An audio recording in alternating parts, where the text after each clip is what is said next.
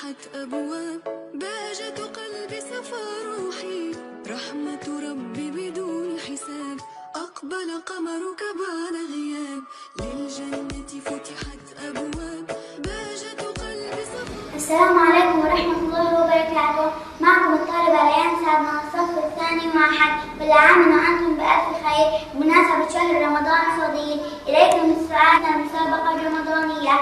السؤال هو: صحابي قريشي ابن عمة النبي محمد ابن عبد الله وابن أهل زوجته خديجة بنت خويلد وأحد العشرة المبشرين بالجنة ومن السابقين إلى الإسلام، يلقب بحواري رسول الله، أول من سل سيفه في الإسلام، وأحد الستة أصحاب الشورى.